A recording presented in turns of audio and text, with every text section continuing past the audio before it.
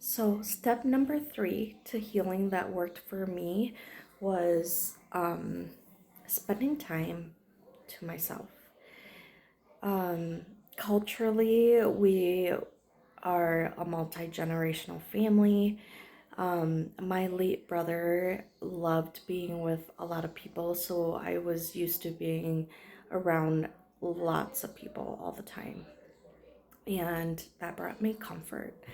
Um, and then when I got into relationships where I was looking for a relationship, I had enjoyed being around somebody all the time.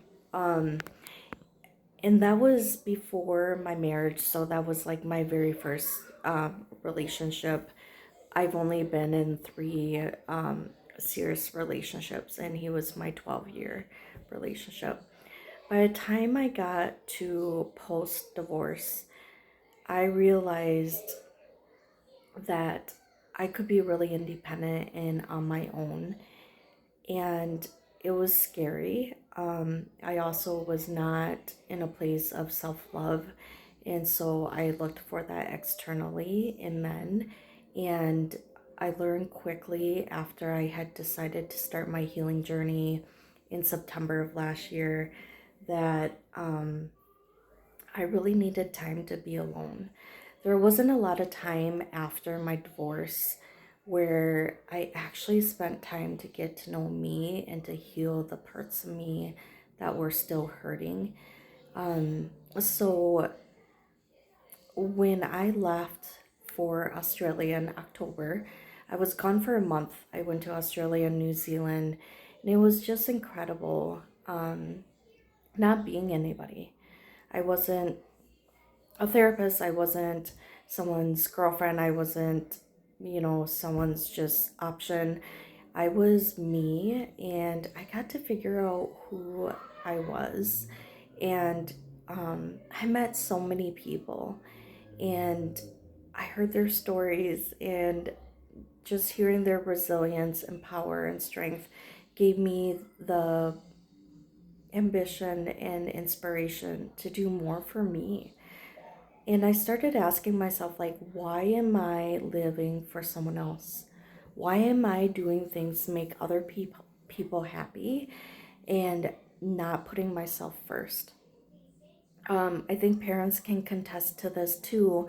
When you have kids, you're used to not putting yourself first. And I had to find a balance. And so I came back from my travels and I really practiced learning to be by myself and to meditate and to journal and to cry by myself, to come home to an empty house. But I had to reframe everything. It wasn't a suffering, it was a I get to. And it was gratitude. Having the ability to come home and to not rely on somebody else to bring me safety, love,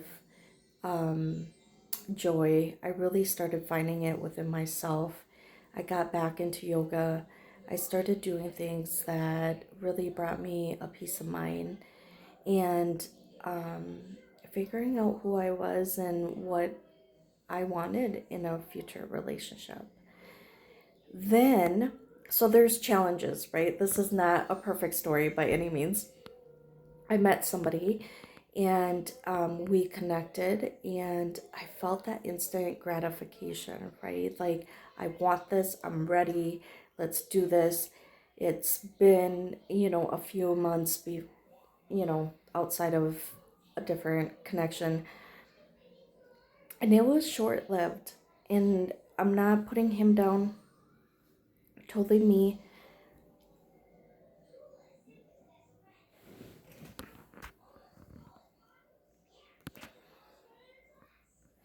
And I had to take a step back and realize, wait a minute, I need to slow down because this is also not what I need right now. And I continued to work on myself. So, more to come about that. It's been a journey, and I'm wishing you all well. Have a great weekend.